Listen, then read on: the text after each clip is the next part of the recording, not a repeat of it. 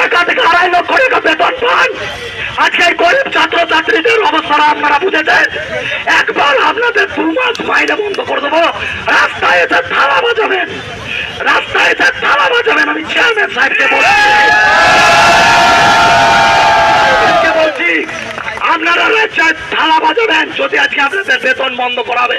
আপনাদের দিয়ে পাচ্ছে কিন্তু আমাদের স্টুডেন্টদের আমাদের নিয়োগ দিচ্ছে না।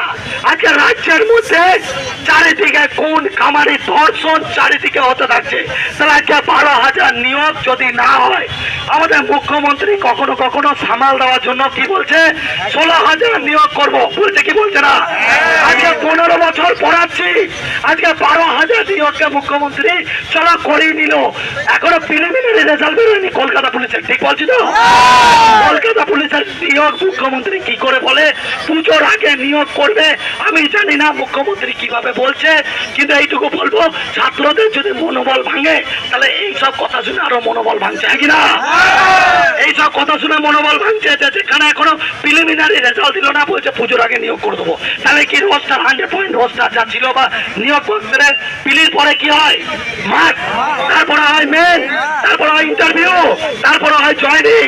আর আমাদের তাহলে ইমোশন নিয়ে খেলা হচ্ছে নাকি ছেলে খেলা হচ্ছে? একটা জিনিস রাজ্য সরকার আপনাকে বারবার করে বলছি, এখানে স্টুডেন্ট সমাজ আপনার বিরুদ্ধে কেউ নয়। আজকে আমরাই কিন্তু এই রংকে পরিবর্তন করতে সাপোর্ট